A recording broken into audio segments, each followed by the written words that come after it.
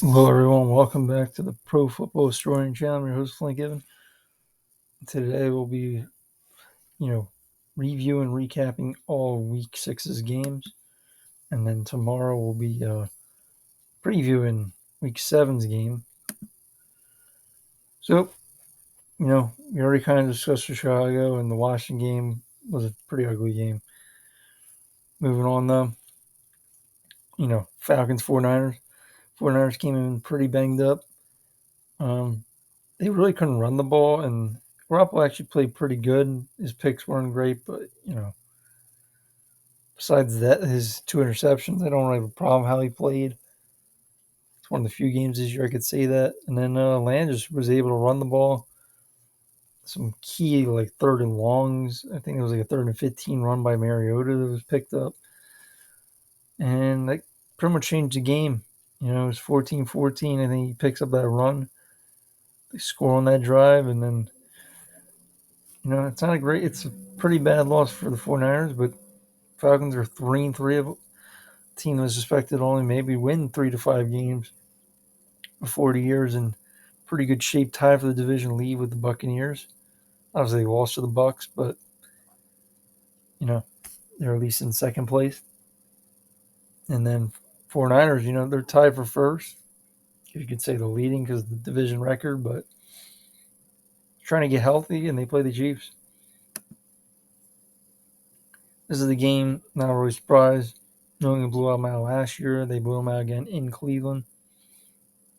And this game could have been much closer, but Browns went for overkill in early in the game.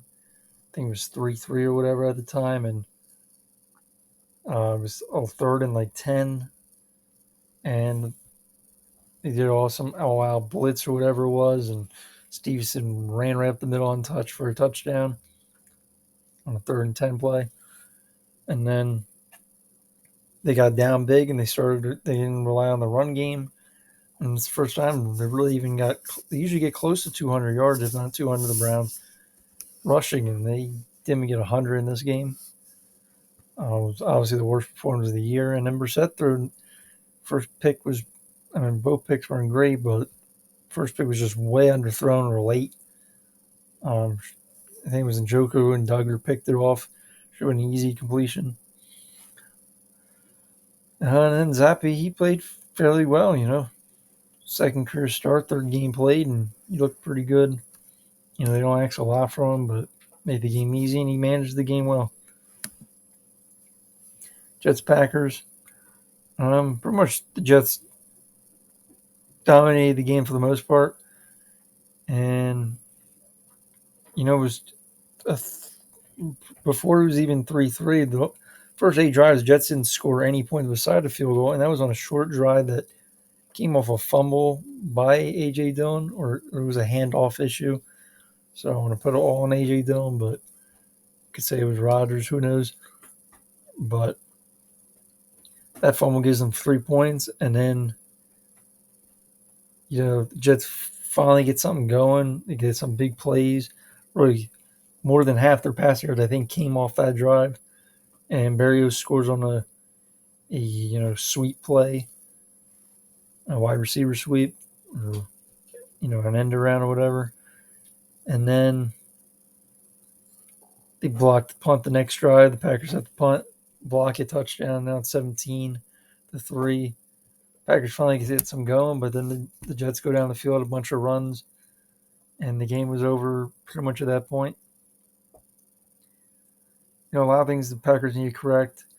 They did bench Royce Newman in the game, and then they went to Jake Hansen, who got hurt, and so who knows exactly what's going to change with the Packers, if player-wise, or I'm assuming they're going to do some things differently. They might even start some different players like Josh Nyman at right tackle, move the Elgin Jenkins to right guard. Maybe they just put Royce Newman back in and leave Jenkins at right tackle. But the offensive line was not good. It got dominated. I think Bakhtiari was the only one I could say he played fairly well. Everyone else did not play well. And it was one of the few games this year the Packers could not run the ball at all. Other than the Bucs game, this is the only other one I could say that they could not really get the ball into the running back's hands, and they didn't get much, on each carry. Tunyon 10 catches. His first big game in terms of catching volume, and they got some Allen Lazard deep passes, but nothing else really happened. Cobb got hurt in the game. Defensively, though, I thought the pass defense was pretty good, and they seemed to play up the press coverage, and disrupt some of the pass plays the Jets had, and I thought that was a smart way to go about it. I know some players like Jair Alexander want to blitz more. Again, we'll see what the changes are. I think the defense is moving in the right direction. Give too much rushing yards, especially more at the end of the game. So I don't put a lot of blame on the defense. I know it wasn't spectacular, but they should play better. But it wasn't. This is not a game. Packers should at least been a close game. Obviously, the special team block field goal, block punt. That does not help. But the Jets also missed a field goal, and they also had a block punt. A punt block. So just a good win for the Jets. Packers' first loss at home, and they had a 15-win streak at home, and that ends. We got Jacksonville in the Colts. Jacksonville was really dominating the game, especially early, and Matt Ryan pretty much just rallied the team back. A lot of catches from Jackson, the running back. Pittman had 13 catches. Paris Campbell got involved. Nothing like big down the field, but Pierce did get some 32-yard catch at the end of the game for a touchdown, which at that point, the Colts took a shot down the field and you didn't really expect it. And it worked out. It was a great catch by Pierce and ultimately won the game. But Trevor Lawrence didn't play too well. I mean, he only had 2 incompletions, but it was his first good game in a while. But the receivers, they just don't have any explosion right now. And we'll see if they can get that, next week. But Colts have a winning record, which is people just don't view them like that. But the team I had in the playoffs, 10-7 or whatever, I think, they got a game against Tennessee again. It's going to be tough. But, I wouldn't count out this team, and I think they'll get healthier. Offensive line's still an issue, but if that's the only issue, they should be able to win some games. Now, this is the game. Thompson started the game for the Dolphins. He got hurt. Bridgewater came in. I think Thompson got hurt. I could be wrong. Maybe he was benched, but I'm pretty sure he got hurt. I just can't remember. Dolphins didn't really have anything going. Zadarius Smith kind of just roughed the entire game for the Dolphins, just by himself almost. And, Hill coming off and still playing. He was injured this game. He played through it, and he had a big game. Wild had another big game. But Vikings, they could not run the ball. They had a big run, though, 53 yards at the end of the game. Kirk Cousins played well, took care of the ball, and they won somewhat of an ugly game. But defensively, this is one of the better games the Vikings played. Now you can say the quarterbacks aren't great, but they took advantage, of the Dolphins. They could not run. Offensive line struggled, and it caused a bunch of issues for the Dolphins. And then this is another odd game. Saints still banged up as a team. But really, the late in the game, just allowing Chase to get some big plays downfield, catching some passes downfield. And Burrow played really well. They did get some pressure on Burrow at times, but just wasn't enough. Not a lot of runs for the Bengals. They didn't really try to run too much, but they weren't. They were somewhat effective on the runs they had. And the Saints, they ran the ball pretty good. Took care of the ball, but just could not hold on the lead. And they followed 2-4 and then lose the game Thursday, which we'll discuss tomorrow. The Bengals now go, they're in a decent spot. They play the Falcons, which is a team that does match up somewhat well against them, but we'll get to that tomorrow. Here's a game. Ravens dominated for the most part. It was like 4 drives. The Giants did anything, and that's where their points came from. And the key play later in the game, 6 minutes or so in the game, they were 3rd and 1, the Ravens, and they get a penalty to back them up. And it wasn't really even a bad snap. Just Lamar didn't look for it. I don't know if you didn't know the snap count. Either way, that causes they get disruption because Lamar's not ready for the ball. He picks it up and then throws a televised pass in the middle of the field, or somewhere in the middle of the field on the right, while scrambling, and throws it to Ricard, I'm pretty sure, and it gets picked off. Probably the worst play Lamar's had all year, and gives the Giants a chance to win the game, and they take advantage, and they don't give a lot of time for the Ravens to come back, and then pretty sure Thibodeau makes the play at the end of the game. Not a great loss for the Ravens. It wasn't super surprising, but they should have won this game, and they got the Browns, I believe, coming up. The team they should win against, but this game is not great because they're 3-3, and they had three. Each of those losses, they had chances to win. There is an upset, another one. Other than the Bucs offense not being too explosive, I will say Mike Evans doesn't look. I know he's a little. I don't think he's even that hurt right now. He does not look like the same guy. I don't know if I'm going to assume that's just he's aging and it's a little bit slower, and because of that, you have also Godwin is not fully healthy. You don't have really a tight end presence. Gage and it hasn't done too much. Oh, Jones is hurt. The run game isn't too great. Offensive line's banged up. Causes a lot of issues for the Bucs, and even with the backups of the Steelers, they held the Buccaneers to 18 points. And then Pickett gets hurt, concussion, and Trubisky plays great down the stretch, makes some great throws and great catches by. I don't know if it was Claypool and all of them, but I think Deontay Johnson made one. Either way, where he finished for Pittsburgh to close out the game, and it puts the Buccaneers 3-3, and it keeps the Steelers' season alive at this point. Now here's a game. Pretty much as expected.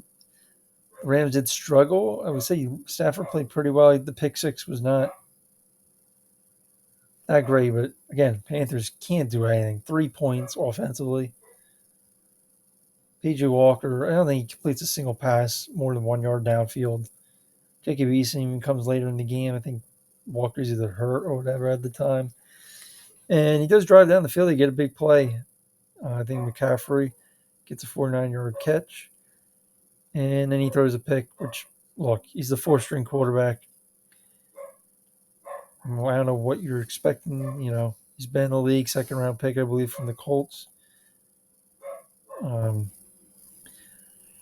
Defensively, I think the Panthers played okay. Not too bad. No big runs, which is, you could say, their weakness, the Panthers defense. And obviously, we got the news yesterday that McCaffrey got traded. Robert Anderson already got cut. Got traded to the Cardinals. So who knows who else is going to be gone? But the Rams, 3-3, still in the mix for the division, and at least keeps them tied with the 49ers, who they already lost to this year. Moving on, and obviously the Panthers season's pretty much over, but moving on. Here's the game. Cardinals only scored 3 offensive points. Only points come off a special teams play. Another disaster for special teams for Seattle, but ultimately a lot of field goals, and Ken Walker looked really good. I know it was just a few big runs and nothing really else, but he looks like he can be a great back in this league. Gino playing pretty good as well. Nothing spectacular this game, though, but still having a pretty good season. And the Cardinals, obviously looked good on Thursday against the Saints, but it was not good here on the road in Seattle. You could argue the game of the week. Expect to be a great game, and it was. Um, Defense made some plays, especially the picks against Mahomes. Elam won in the end zone. It was a pretty good play by Elam. And then at the end by, I think it was Teron Johnson, if I'm correct. Either way, yeah. So, both pretty good interceptions. I guess the second one more on Mahomes, just should not have thrown it. But they did cause some issues for the Bills in the second half with some blitzes, I think. But after that, they just didn't really have an answer for the Bills. And Bills had a mistake early on, just like the Chiefs did, which kept it a no-score game in the first quarter. But Chiefs couldn't really run the ball. Bills defense is for real, and they come out the victory. They just had the better defense and more healthier team, and ultimately it's what decided this game. I think at least that was the game. The Eagles came out, dominated the second quarter. A lot of, I don't know if they're bad interception, but definitely not great. They were in coverage, deflected up, interceptions for the most part. Man, one was right to Slay, though. Cooper Rush did not play well. But ultimately, even though it was like, whatever, 20 nothing, the Cowboys in this before, kicked the field goal before the half ended and then got some drives going to make it a game. But ultimately, the Eagles closed it out and they shut the clock at the end and they won the game. But, the Eagles are beatable. Do have some issues, and Dallas did run against them pretty well. And, Eagles are a little bit too pass happy, especially early on, and it's the reason why they didn't score anything. And in the second half, they just run out of tricks. But this game, they might have just played that way because played simple and just because they were up so much. And, eventually they found their way and ran the ball. Took, Dallas isn't great run defense, so that's why the Eagles closed out that game and won it. And then the Monday night game, other than the first quarter, not very much explosive plays. I know Russ Wilson had a big first half, really big first quarter.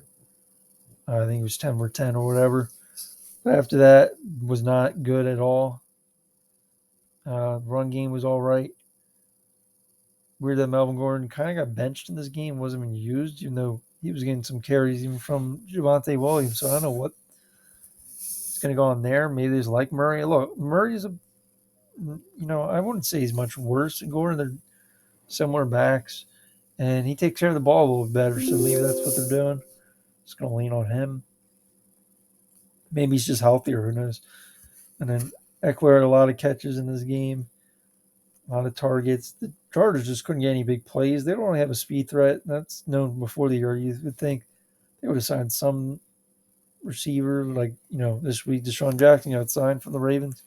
So Will Fuller and other guys out there. Again, who knows what their situations are and why they're not signed still. There's probably a reason for that. But they have issues. At least they got Parham back. I think he's going to be a pretty good tight end if he can just stay healthy.